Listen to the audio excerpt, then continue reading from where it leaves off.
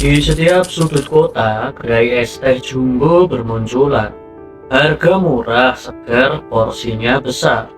Tapi tahukah kalian, di balik boomingnya bisnis ini ada cerita menarik di dalamnya?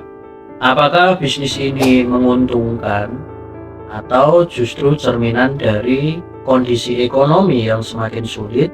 Di video ini kita akan membahas fenomena bisnis es teh jumbo, kaitannya dengan kemiskinan, dan apakah ini solusi jangka panjang atau sekedar bertahan hidup. Bisnis es teh jumbo terlihat menarik karena beberapa alasan. Yang pertama, modalnya kecil. Dengan modal sekitar 5 juta hingga 10 juta, seseorang sudah bisa membuka gerai es teh. Bahkan sekarang ada konsep franchise. Ada paket mulai dari 3 jutaan. Keuntungan dari es teh juga cukup menjanjikan. Modal per gelas bisa hanya 1.500 hingga 3.000 rupiah aja. Sementara harga jualnya bisa dari 3.000 hingga 10.000. Artinya margin keuntungan bisa mencapai 50-70%. Selain itu, bisnis ini mudah dijalankan. Tidak perlu skill khusus, tidak perlu peralatan rumit. Targetnya luas. Hampir semua orang suka minum dan segar. Tapi apakah ini berarti bisnis ini benar-benar menguntungkan dalam jangka panjang? Walaupun terlihat menguntungkan, kenyataannya banyak bisnis es teh yang tutup dalam waktu singkat. Kenapa? Karena persaingannya sangat ketat. Dalam satu jalan bisa ada beberapa gerai es teh. Akibatnya keuntungan menurun karena pelanggan terbagi.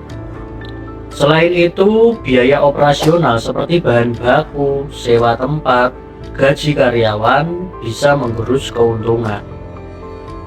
Kalau jualannya sepi, pengusaha harus menurunkan harga atau bahkan rugi.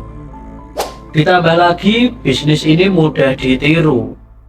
Hari ini sukses, mungkin malamnya kamu tidur, pagi hari bangun itu sudah ada 5 gerai baru di sekitarmu yang menawarkan harga lebih murah dengan kualitas yang tidak berbeda jauh.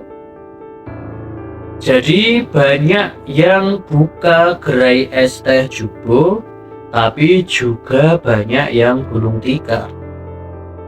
Fakta menarik lainnya yaitu banyak pelaku bisnis es teh jumbo ini berasal dari kelas ekonomi menengah ke bawah. Kenapa? Karena bagi mereka mencari pekerjaan dengan gaji layak semakin sulit.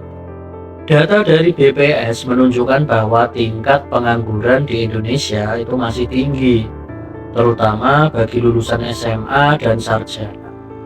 Banyak orang yang kehilangan pekerjaan karena dampak pandemi, PHK massal, atau kesulitan mendapat pekerjaan yang stabil. Jadi, membuka bisnis es teh jumbo bukan karena ingin kaya, tapi sebagai cara bertahan hidup di tengah ketidakpastian ekonomi. Jadi, apakah bisnis es teh jumbo bisa jadi solusi jangka panjang? Jawabannya belum tentu. Bisnis ini bisa menguntungkan jika dikelola dengan baik, punya strategi pemasaran dan inovasi produk yang kreatif. Tapi kalau hanya sekedar ikut-ikutan tanpa perencanaan, jangan deh, besar kemungkinan akan gagal. Solusi jangka panjangnya adalah diversifikasi usaha. Misal, menambah menu lain, membuka jasa catering, atau beralih ke bisnis yang lebih tahan lama. Dan yang lebih penting lagi, pemerintah juga harus menyediakan lebih banyak lapangan kerja yang layak, serta pelatihan keterampilan agar masyarakat tidak hanya bergantung pada bisnis minuman semata. Nah, sekarang giliran kalian. Apakah menurut kalian bisnis es teh jumbo ini menguntungkan atau hanya jadi alternatif sementara bagi mereka yang kesulitan mencari pekerjaan. Tulis pendapat kalian di kolom komentar ya. Jangan lupa like, share, dan subscribe biar kita bisa terus bahas fakta-fakta menarik lainnya. Bye-bye.